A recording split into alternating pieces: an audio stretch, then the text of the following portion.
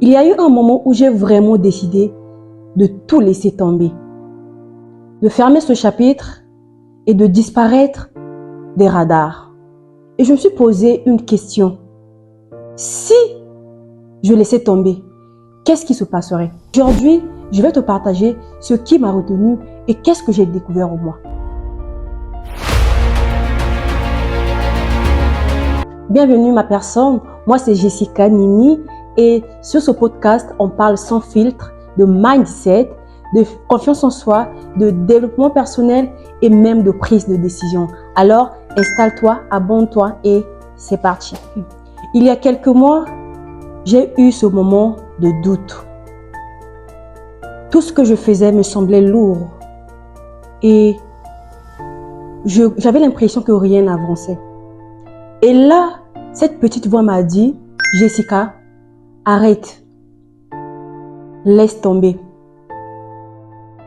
Parce que si tu disparais, personne ne va remarquer ton absence. Tu peux disparaître comme tu veux. Et donc, aujourd'hui, je veux partager avec toi qu'est-ce que j'ai découvert derrière ce sentiment de vouloir tout abandonner et pourquoi parfois vouloir laisser tomber peut cacher quelque chose de beaucoup plus profond. Ma personne, tu sais, parfois ce n'est pas ton projet qui te pousse à vouloir arrêter, mais c'est juste la fatigue qui te parle. Et moi, ça m'est déjà arrivé. Il y a eu un moment où j'étais très fatiguée, j'étais très épuisée et donc je voulais tout abandonner à cause de la fatigue. Et je me donnais plein d'excuses à cause de cette fatigue-là. Et donc, j'ai appris quelque chose. Quand tu veux abandonner, encore si tu veux réellement abandonner, tu dois penser à faire trois choses. La première des choses, c'est se reposer. Le repos est très important pour un être humain. Il faudrait que tu te reposes. Donc, le repos est très important. La deuxième des choses, c'est de respirer. Tu respires un bon coup et ensuite, c'est de prendre le recul. Parce que le recul est très important si tu veux vraiment avancer. Ma personne, tu sais, quand j'ai voulu tout arrêter, je me suis rappelé pourquoi est-ce que j'avais commencé. Et étant donné que mon pourquoi, il est plus fort que mes doutes, ce pourquoi m'a ramené sur le droit chemin. Et un pourquoi, lorsque vous décidez de commencer à faire quelque chose, vous devez avoir un pourquoi, c'est-à-dire la raison pour laquelle vous faites cette chose-là, la raison qui vous pousse à pouvoir faire cette chose que vous voulez réellement faire. Et lorsque cette raison-là, elle est claire, lorsque ce pourquoi il est clair, vous n'allez pas avoir le sentiment de vouloir abandonner. Et moi, le pourquoi n'était pas très clair.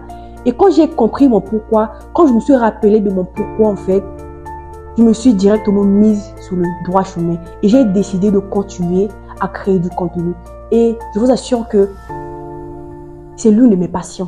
C'est vraiment l'une de mes passions. Et donc, le pourquoi, il est très important. Et toujours l'habitude d'avoir quelque chose, d'avoir une raison qui vous motive avant de vouloir faire quelque chose. Et c'est ce pourquoi qui va vous recadrer. C'est ce pourquoi-là qui va vous mettre sur le droit chemin. Je vais te dire quelque chose de très important. Quand tu veux arrêter, c'est pour toi une opportunité de réajuster.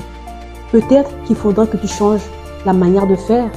Peut-être qu'il faudra que tu changes la technique ou la méthode.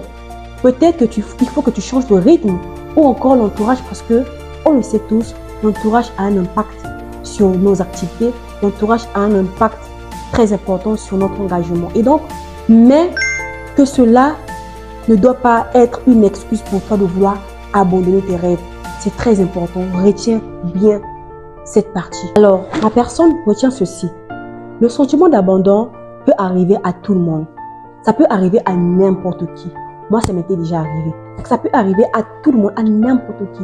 Et toi également, tu peux te retrouver dans ce genre de situation. Ne te sens pas rejeté.